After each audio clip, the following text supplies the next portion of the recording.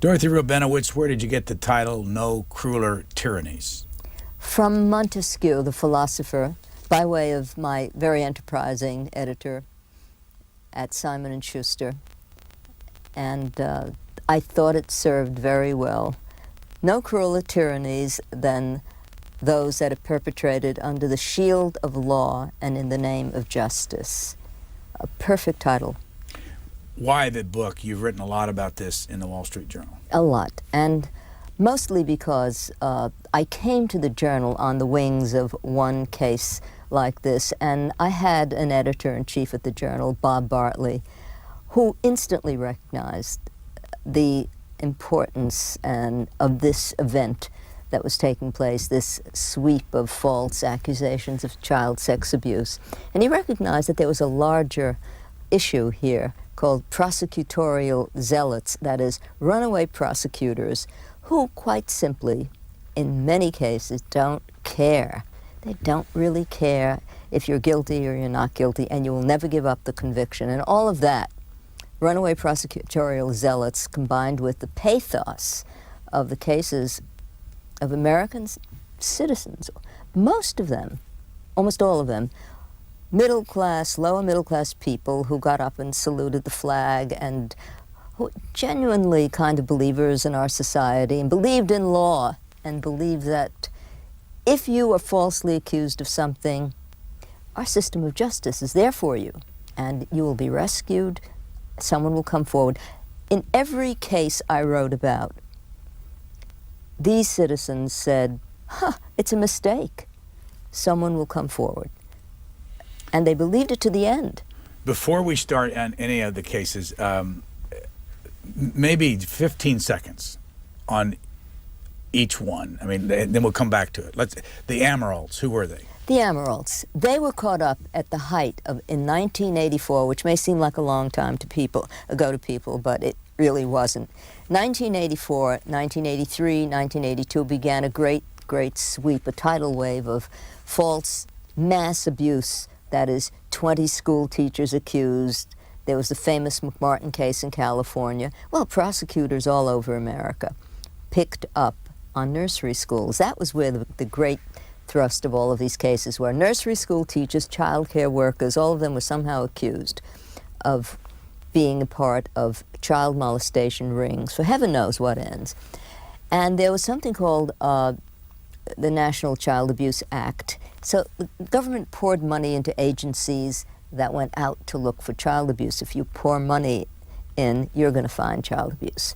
They've created jobs for workers to go out and find child abuse. Anyway, the Amaralds, an Italian-American family run by a woman who had been on welfare, Violet Amarald, pulled herself up, clawed herself up into this marvelous position, brought up 2 children alone, very successful child abuse, child agency, and people relished getting their children in there.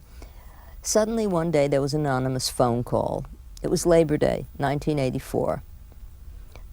She was advised that her son Gerald, her adult son, had been accused of molesting a child. In 1984, and indeed in some places still now, you don't need any more than an accusation.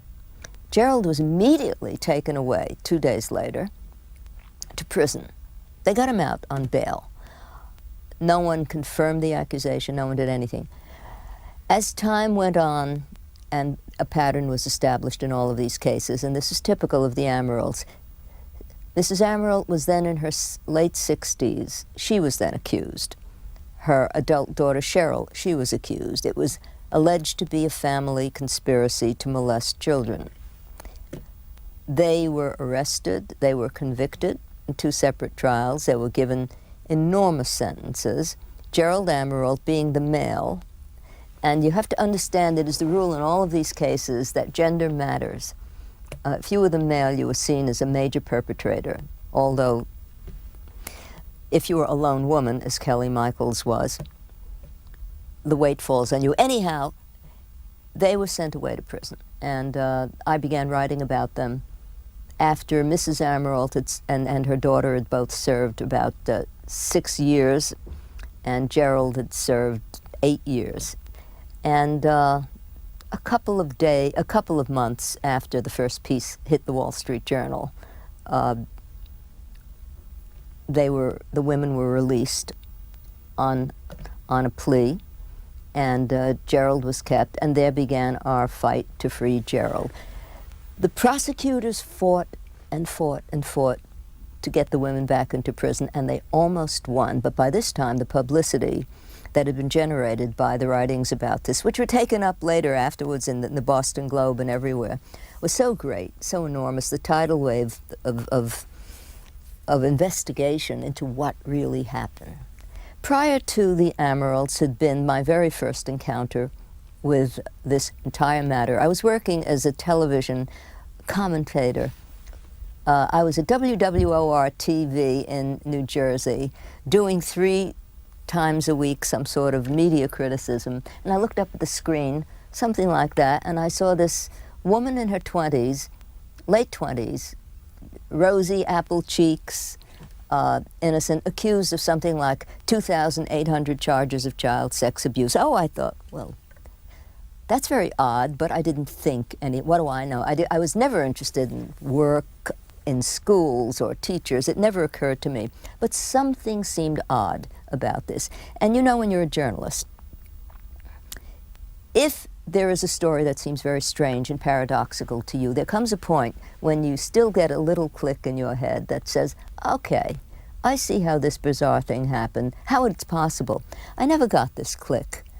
I thought, how can one woman, one young lone woman, in an absolutely open place like the child care center of the church in New Jersey that she worked for, how could she have committed these enormous crimes against 20 children, dressed and undressed them, and sent, you know what it is to dress and undress even one child every day without getting their socks lost, 20 children in a perfectly public place, torture them for 2 years, frighten and terrorize them, and they never went home and told their parents anything. Cover them with peanut butter, it was alleged. And she licked the peanut butter off, made them eat feces, made them drink urine, terrorized them. This did seem strange. What was her name? Kelly Michaels, Margaret Kelly Michaels. Where is she today? Margaret Kelly Michaels, we did get her out, and she won on her first appeal, and today she lives with her 4 children and has just delivered a 5th child with her husband, former prosecutor. One of the few people that I wrote about who has put her life together in so healthful a way and without being haunted, because once you endure false imprisonment of this kind, and remember, there is no one more despised, no one, than the alleged child molester. I mean, the Amarald women, when they were thrown into prison, you could not have imagined people more used to comfort, upright status. They were churchgoers, be thrown into a prison on a dirty mattress while they awaited being moved to their cell, have people spit at them, call them child abusers. These people were invariably thrown into isolation cells for their own protection. I want to come back to all that. I want to just get a little bit on each one of these people. Grant Snowden. Grant Snowden, as they would say in one of our local papers, hero police officer, which he was, Miami police officer, wanted all of his life to be in, and police finally made it, though he was too short, he stretched himself, accused because he had a quarrel with a fellow police officer of sodomizing a child. It was such an absurd contention on the face of it that even the Miami jury, and this was all in 1980s, the early 80s, they refused to convict him. But here's the other aspect of these things. Prosecutors will not accept, even when a jury says no. They came back with newer charges and newer victims. And the victims got younger and younger, because you can inform little children with a lot more persuasive memories of abuse that never took place than older ones. Ultimately, he got 6 life terms, and he is now out. Patrick Griffin. Patrick Griffin. Patrick Griffin was a much-loved physician in Manhattan. Some of this doesn't bear telling just because of its stomach-turning aspects, but Patrick Griffin was accused by a patient who was angry at him for not helping her with her phony lawsuit against some institution of sodomizing her while he was performing a colonoscopy upon her. And anybody who knows anything about a colonoscopy knows the nature of what goes on, what remarkably revolting things happen, and the idea that this man committed oral sodomy on her. In any event, Patrick Griffin was convicted. And by the marvelous talents of his appellate lawyer, he was able to prevail. They had a second trial. Anybody who ever gets to a second trial is in great danger, because the statistics will tell you a jury is going to convict you, something like 60% of all people who go back, but not in this case. It was something too grotesque. All of these people I'm telling you about are haunted by all of this. And then there were the people in Wenatchee, Washington, where there was a wholesale pursuit by one lone detective who decided he knew what child abuse was. Now, this was in the 90s, so it sort of extended. And he became the hero of the small town of Wenatchee, Washington. And most of the people he picked up were welfare client, people on welfare who knew nothing, who had poor lawyers, no lawyers, and they were all supposed to be part of a sex ring where people climbed in and out of a church. Every one of the stories that I am telling you about was brought on convictions that no sane jury would have credited, on evidence that was simply incredible to behold. They were all the same kinds of pieces of evidence, because in all of these cases, the prosecutors had an interconnected link of intelligence. The same charges in every case. They had clowns, bad people dressed in costumes, children were made to watch animal sacrifices. I ask you, in how many places?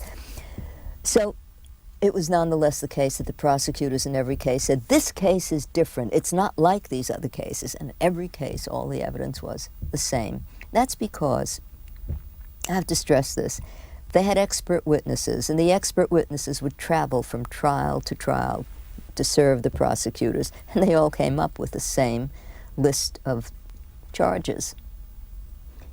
Now, you can ask yourself, why did the jury believe these things? How would the jury believe that, as in the Amirault case, old Mrs. Amirault, one of the most upright of citizens, had suddenly turned at the age of 67 into a child molester who raped children? She was accused and convicted of inserting a stick into the body orifice of a little boy, tied him to a tree, stark naked, in front of everyone, in front of the house in Massachusetts, and the children all attested to this, the ones that were part of the case. So who would believe this? But if you have a prosecutor who tells the jury, here are all of these brave children. These brave children have come forward to ask that you credit their story because they have endured so much suffering. And if you don't do this, you are betraying the children. It is not easy to find a jury that is stalwart enough to say, hey, you know, this really is a pile of nonsense. John Carroll. John Carroll, upstate New York, owner of a boat mariner, who simply had no school business or nothing. Your wife mad at you, a woman who is angry at you, a separated wife, and also the sense of rumor. The case you speak of now, John Carroll, is the kind of case that is much more often now heard. You're not going to find, because of all that we know now, you're not going to find people in schools being walked out en masse the way they did in the 80s and chained together. You're going to find husbands angry at wives, wives angry at husbands, bitter divorce cases, in which the most powerful weapon is child sex abuse. That was never true before the 1980s. Now it is the weapon of choice, and anybody can be accused. And in this case, Mr. Carroll was convicted. The evidence was grotesque. 2 detectives who appeared on the stand to testify that they could tell from his body language that he was guilty. What was the body language these two detectives knew? Well, he held his legs like this, and he moved forward. It meant he was looking at the door. All of this impressed the jury in upstate New York. The same prosecutor's witness that testified in the 80s to the Kelly Michaels case, her theory being that as a child says, no, no, no, nothing ever happened, was the absolute proof that something did happen. And the jurors bought that. She was here to say that roughly in the same way again. How is it, you could ask, that prosecutors could pick for their expert witnesses so discredited an expert as this particular one? Eileen Tracy was her name. She had been denounced regularly. People wanted nothing to do with her. Because prosecutors want to win. They call one another up and they say, hey, I need an expert witness. Call Tracy. We'll get her for you. That's the way it works. What I'm saying is an ugly truth I think most people, apprehend.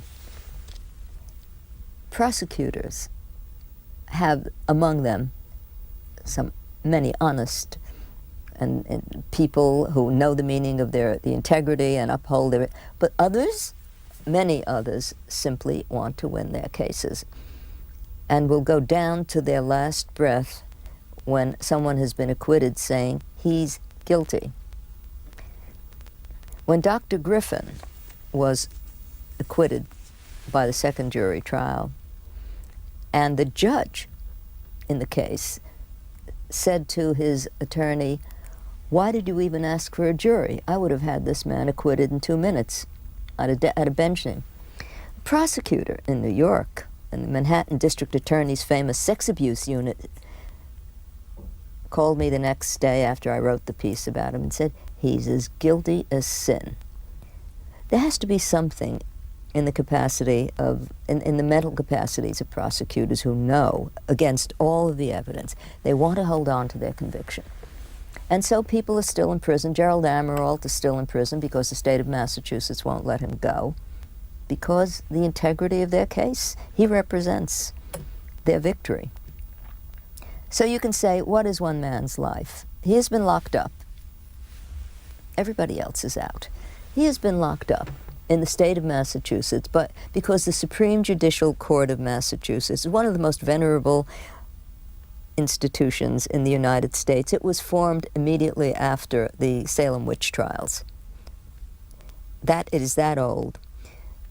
Nonetheless, the Supreme Judicial Court of Massachusetts ruled that there have been so many appeals in the Gerald's case that time is more important than justice. We have to put an end to this process. This shocked many, many, many people in the legal establishment in Massachusetts. So there we are.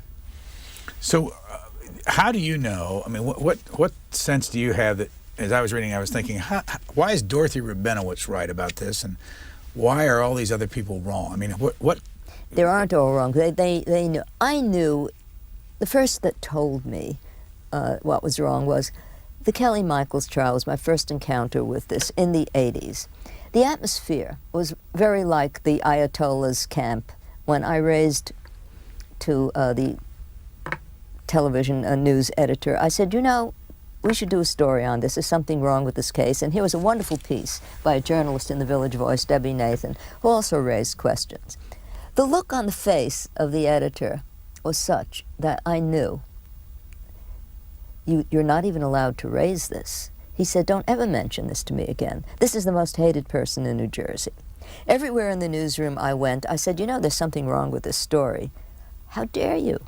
It's the how dare you. I knew there was something sacrosanct about questioning these charges. This should raise questions. But how did I know? I didn't know. I thought, well, maybe the prosecutor knows what he's doing. So I asked to meet the prosecutor. Glenn Goldberg was his name, and he was happy to meet with me. Why? Because I was no liberal person. I was a grown-up woman with a fairly conservative writing credentials.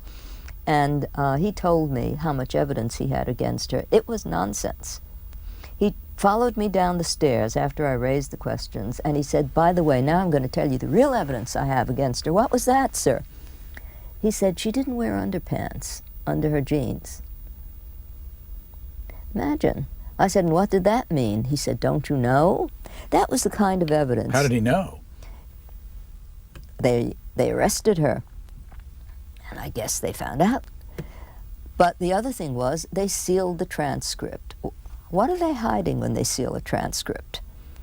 The New York Times went and asked, in a desultory kind of way, the New York Times and a couple of other papers went to court to open the record. And they said no. I found my way to the record. I got somebody to open it for me. And that's when I knew. I read the testimony. I read the entire children's testimony and the interviews. I saw what the jurors did not see. And here's what I saw. The children are interviewed. They're 5, they're 4, they're frightened. They want to please this adult sitting in front of them. And they don't know what they're there for. But the adult is suddenly showing them a big doll, and the doll has what is called sexual organs, sexually explicit organs. And the interviewer is very persistent and very nice and says to the child, do you want to help? Your little friends helped. Do you want to tell us if something bad happened?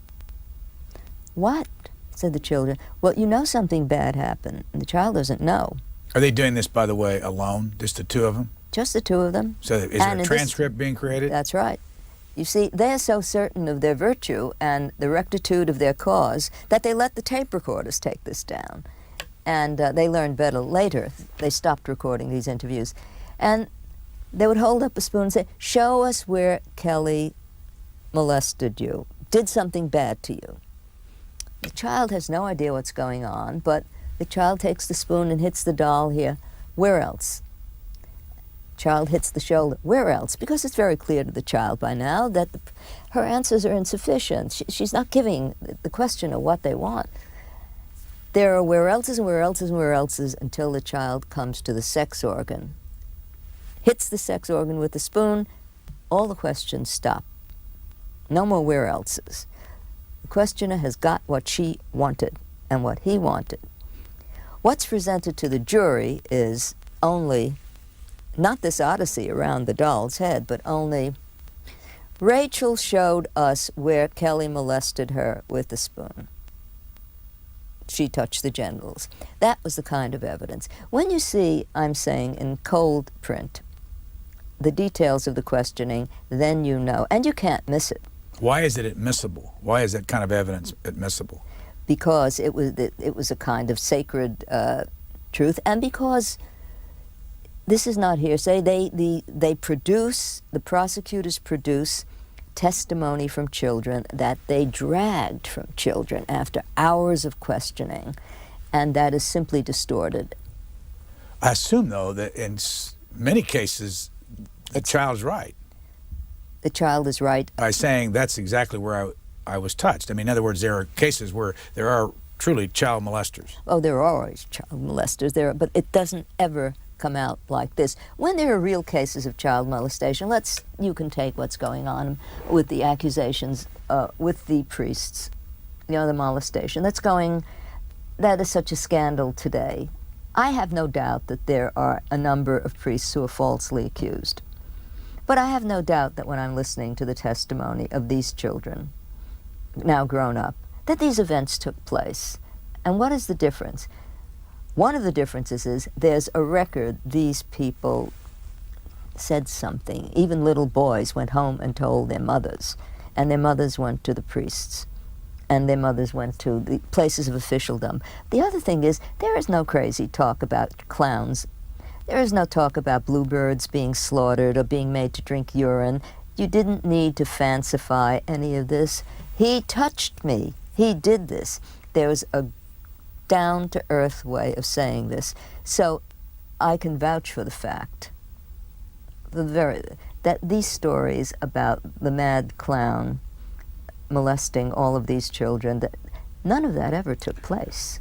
The first year, the very first year, the very first time you looked up on that screen and saw Kelly Michaels was when? Yeah. What year? Oh, it was I believe it was 1987. I think it was that. 1987.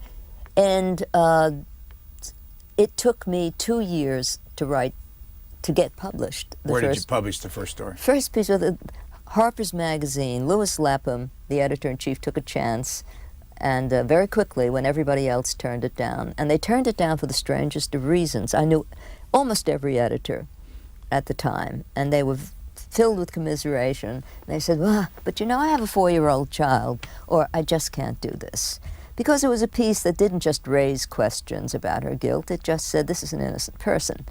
You know, when you've seen an innocent person that you know, because you've seen the record in prison, it's a life-altering experience. She was sitting there in solitary for 2 years. Did you go see her? Oh, yeah. And I almost fainted, and I don't faint. I went to one of the most secure women's prisons in New Jersey, and it was a dismal. And this well-brought-up, highly educated young woman was talking to me about Einstein, and I was about to pass out, looking at where she was. It took a long time, but I did know that if I did not do something about this, life would not really be the same. Did anger was everything. Anger was everything.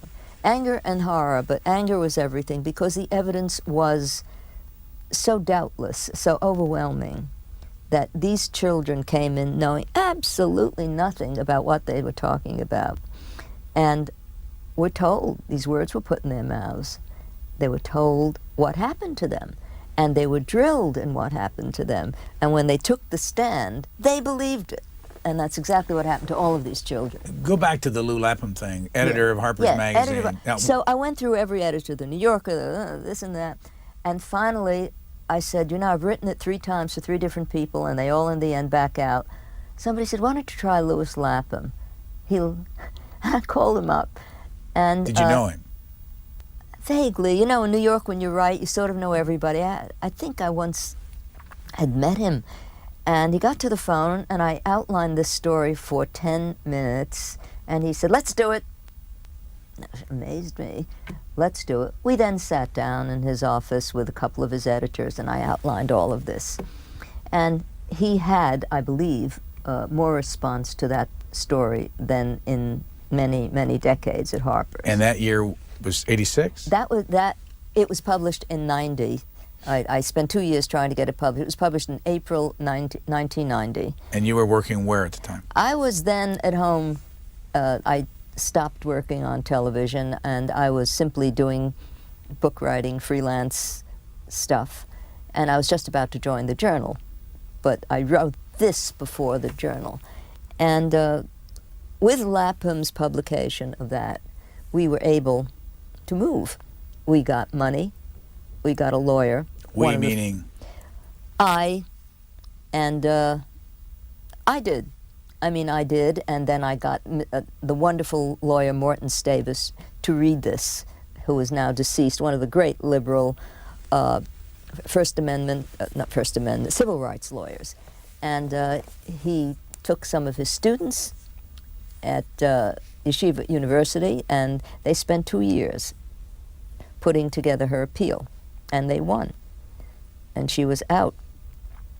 And I will never forget that day when the appellate judges, you know, when you go in to argue an appeal, this is not like you're going to get the decision right there, but this was one of those times when the appellate court were virtually telling you that this case is a crock. But the prosecutors were there, and it was very dramatic.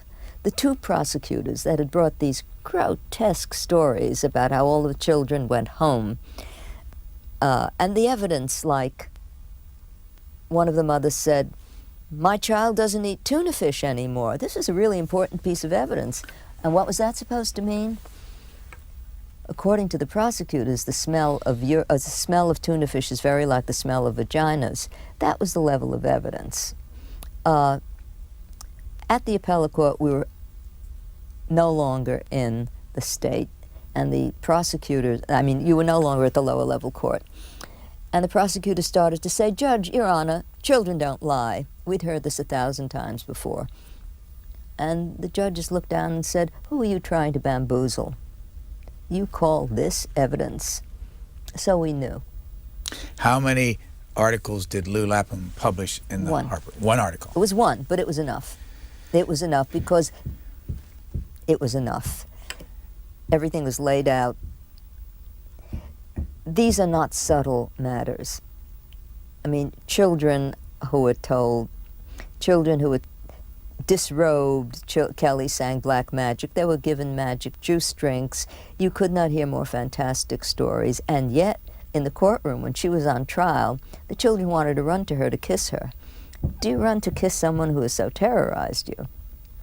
Let me, before you go any further, let me ask more about the journalism of this, because you do tell a story in here where Ed Bradley was sought after in the CBS lunchroom. Yes.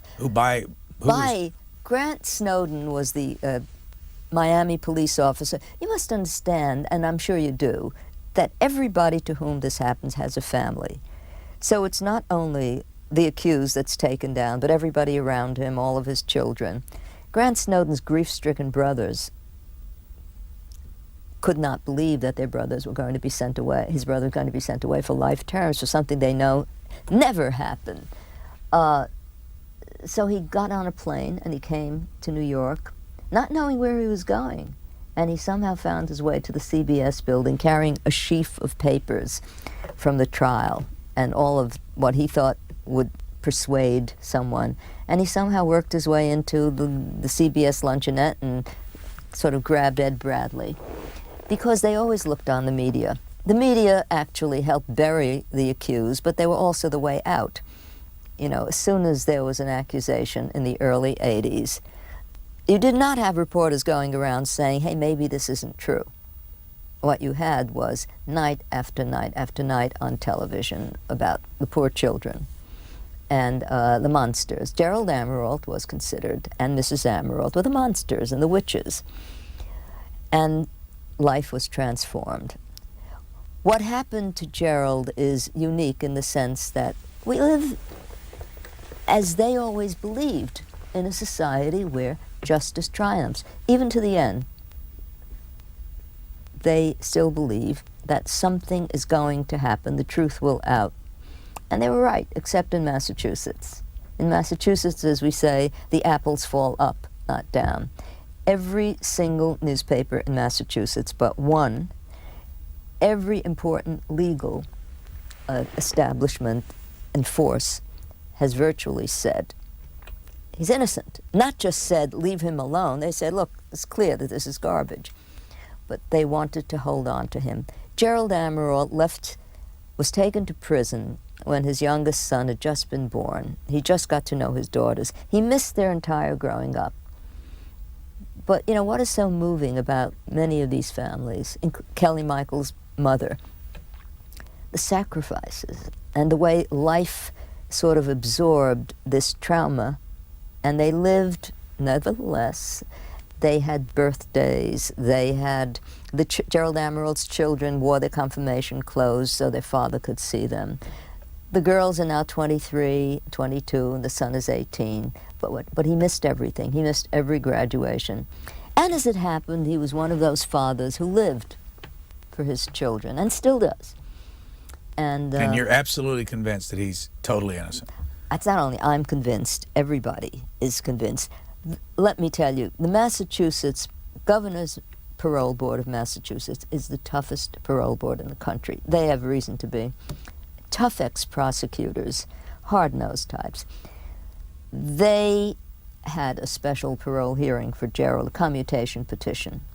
Unanimously, they declared that he should receive commutation a couple of years ago, about a year and a half ago, 2 years ago. The majority of the board then issued a separate opinion that said, in essence, this case is based on nonsense. And there is every reason to believe that this person has been falsely sent away. This was completely unknown in the history of governors' parole boards and pardons. That's how much everyone understood about this case, which has been exhaustively looked into. So he had one foot in the door and was on his way out. It's unheard of. It's it's actually unheard of in Massachusetts history, that a governor would not listen to the parole board, which they issued a scathing But indictment. let me interrupt, though, because the governor in that case was Jane Swift. That's right. Jane Swift, though. Jane Swift was fighting for her political life. But she was acting governor. She was acting governor, but she wanted to be governor. And Jane Swift, who already had a terrible reputation as a governor, was advised by her political advisors it would not be good to allow Gerald Amirault out. And she had her twins? She had her twins. And where were we in the year? I mean, she was in a primary? She was in a, was it a primary? I think, yes, I believe it was a primary. It was just before she had to step down. We got the news a year ago that she was going to do this. She made the decision that she knew more. She had done her own investigation. The Board of Pardons and Paroles had investigated so thoroughly to make absolutely sure they would make no mistake. And there was nothing anybody could do. She overruled, because she was in the middle of an election, her own Board of Pardons, for which she was roundly, attacked. And she even, the citizens of Massachusetts even declared, their outrage. But you could do nothing about this now. She put him back in. I just want to get the politics straight. Jane Swift then was running against her. Mitt Romney was running against her. No, Mitt Romney Mitt Romney came later. Jane Smith, I forgot whom she was running against. She was running against someone else. She was in a primary. She was like, I remember in your book you say something like she was 60 points down. That's right. She was 60 even in her own party. In her own party, she was 60 points down. Everybody knew she was going to lose, but she said it had nothing to do with anything. Some weeks, not many, less than a month after she made this political decision, she never got to run, because Mitt Romney, she had to defer to Mitt Romney because her own party saw her as so weak. So the whole gesture was for nothing. But you also had the other politician in this whole thing, Scott Harshbarger. Scott Harshbarger was the original. He was in 1980s, he was the original chief prosecutor. He didn't actually prosecute at the trial. He then went on to greater things. He ran on his victory in the Amirault conviction in the 80s. He was advertised as the prosecutor who would put child abusers away. He went on to become Attorney General of Massachusetts. He was a Democrat. He was a Democrat. And Jane Swift was a Republican. Okay. And Scott Harshbarger went on to become president of Common Cause, the good government lobby, and has never once yielded in his belief. He used to write letters to the Wall Street Journal, which is not known, the editorial page, which is not known as a left-of-center place, accusing us, because of the things we wrote about this case, of trying to throw child abuse back into the darkness and of protecting child abusers. I had to ask myself, does this person actually believe you could get away with the charge that the editorial page of the Wall Street Journal is out to protect child molesters? Why would we be doing that? Well, you can't change the mind of a determined prosecutor, determined that he will uphold his conviction. And so there we are. What is one man's life? You're left with the question. One man. I was always moved in the way I looked at these people, these families, the anonymous nature of their suffering. Nobody knew the agony of these families. There was many other kinds of agony in the world, but the way they made their lives, the way they sort of held together, the way they went through every disappointment, and they also didn't know how one man sat, who had done nothing wrong in his life, whose life was now confined to this little bed. I went to visit him in prison. Gerald Amirault. Yes. What prison? This was in one of the Boston prisons. I don't think it was Plymouth. I forgot which one. There were three. He's now in a better one. But I was allowed to visit his cell. Before you do that, quickly, Violet died. Her relationship to Gerald? She was the adored mother, and her daughter Cheryl. She had 2 grown children, and Mrs. Amirault, when she was released, and her daughter Cheryl released, by a judge who granted the appeal, had to spend the last 2 years of her life. She spent 2 years in freedom. She was in her 70s by then. And the prosecutor spent all of their energies on this case trying to put them back into prison. Where is Cheryl today? Cheryl has made her life too. Cheryl is in Boston. Wonderfully enough, the prosecutor, when she agreed that Cheryl would not go back to prison, made her sign an unofficial, not a binding statement that she wouldn't ever appear on television. Prosecutors are very unnerved at interviews being given by people who are released. How can you do that? How can you? Well, that was a real question. Boston paper said, what is she afraid of? She allowed her, she didn't want her speaking on television. When I came to Florida, the day that we knew that we could take Grant Snowden into freedom after the 11 years, he was not going to serve his life terms, but he did spend 11 years in these rat hole prisons in Florida. The prosecutor, who was by then dashed and broken, had only one plea to the judge.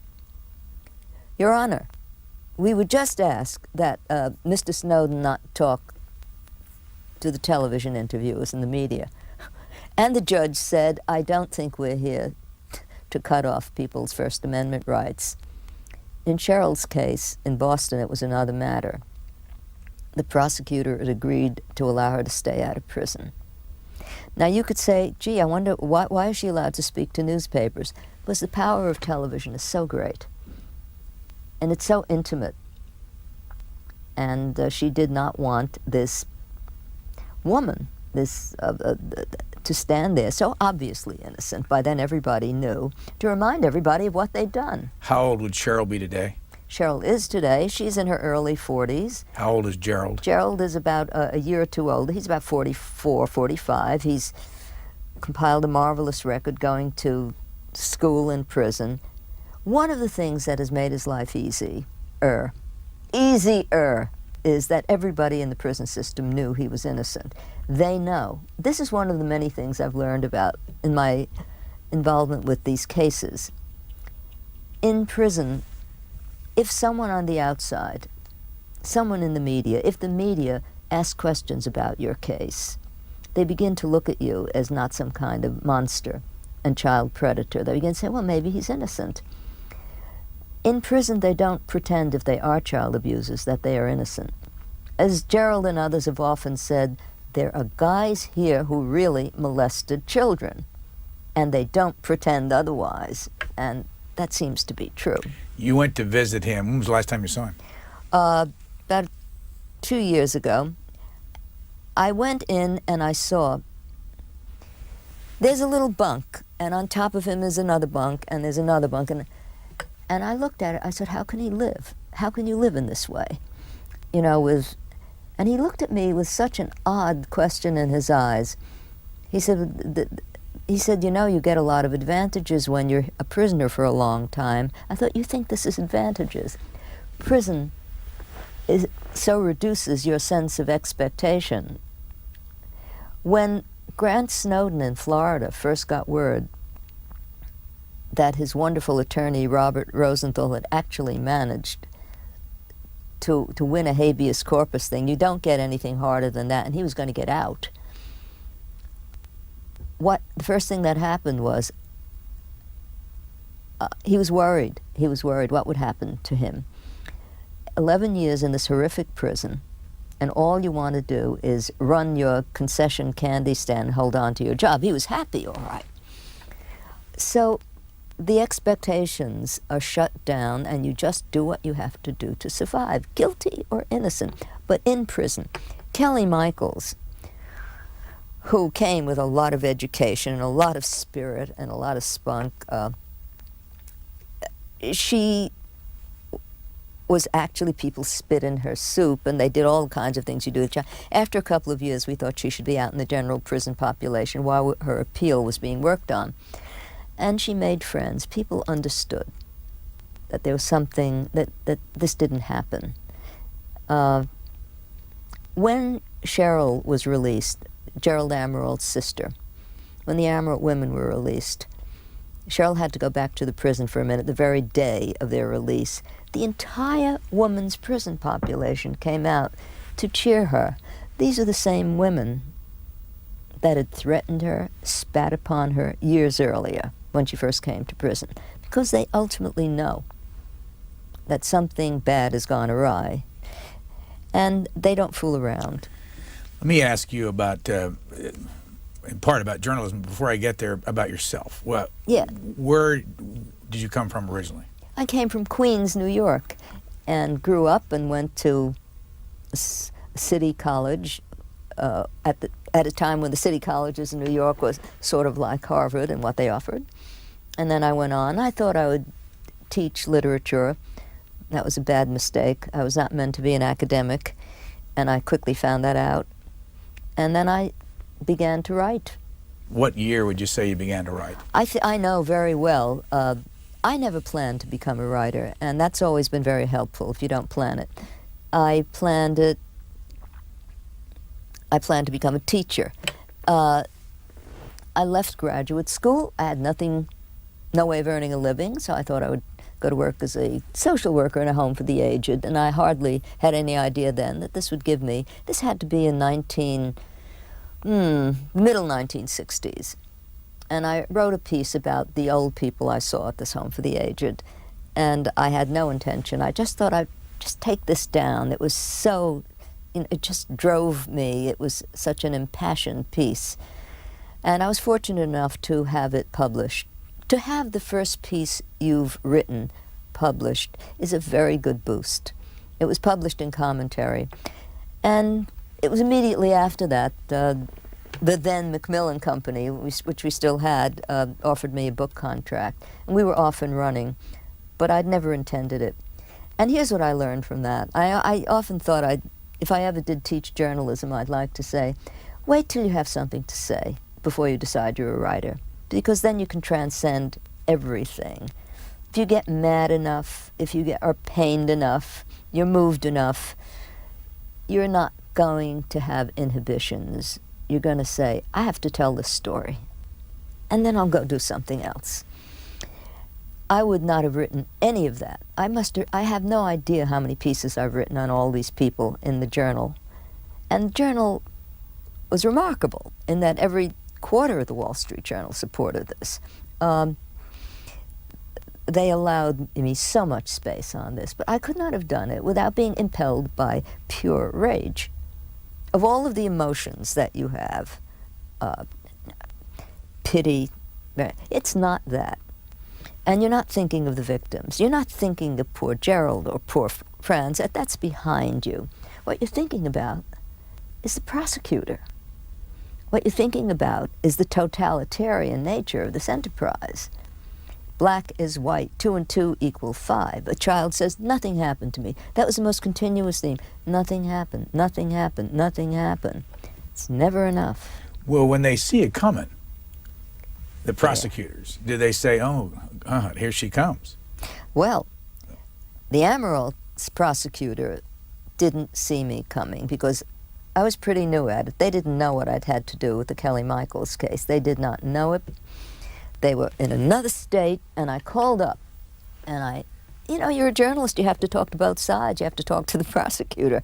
And I called him, and he was happy to come to the phone because his experience, Mr. Hardoon, he was the active lead prosecutor, his experience had told him that the press was there for him.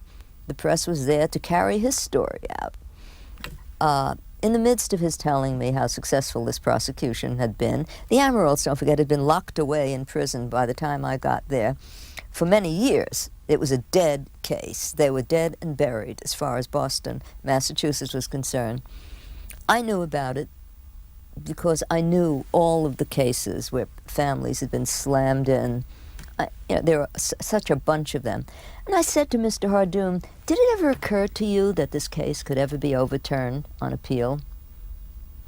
He said, never happened. Well, it wasn't overturned for Gerald, but 3 months later, Cheryl and Violet walked out of prison. And I remember, by that time, everybody knew who I was and what I had to do with these cases. And the press was very generous, the local press, and they all There were crowds of people from National Public Radio and elsewhere at the courthouse, this wonderful little place in Boston where the judge was going to release the women on appeal, Judge Barton. And one young woman, the reporter said to me, "Just tell me, how did you know?" Because she already knew. I said, "What did I have to know?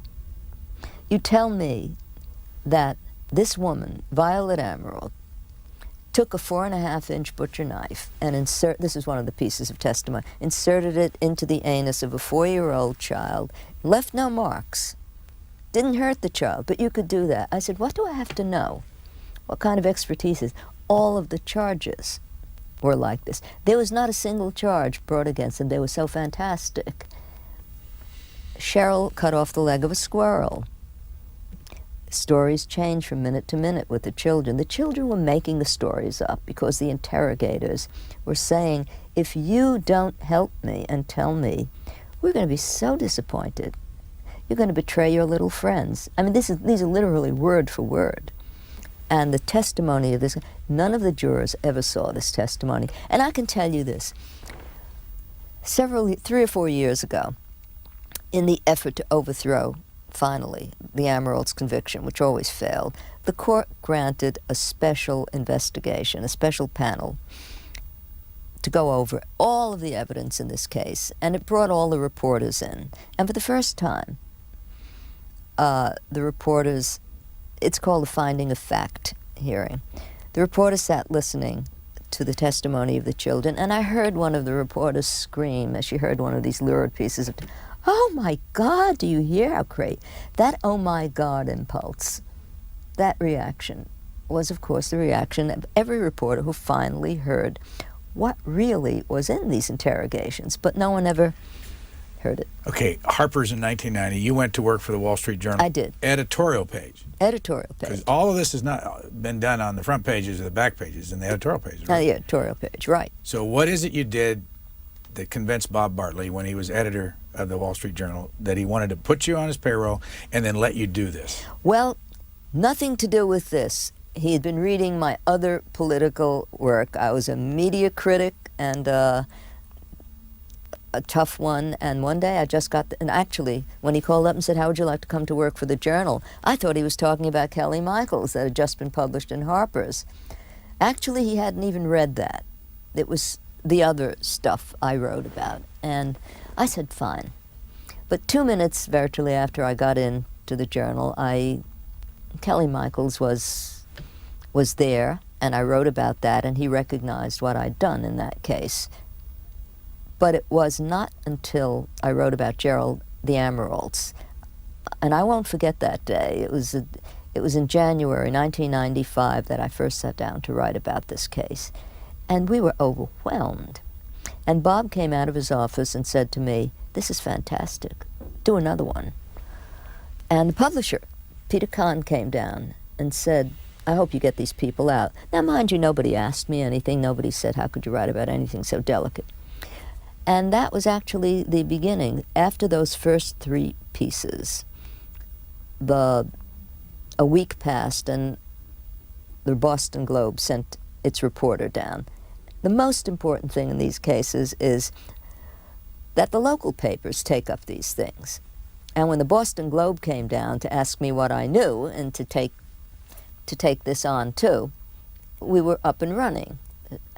So after they got what I gave them, they undertook a series of their own, and that's what had the impact. Do you think, given what journalism is supposed to be, if you were working for the front of the newspaper, that they would have allowed you to have this kind of advocacy? No, absolutely not. The front of this paper, no.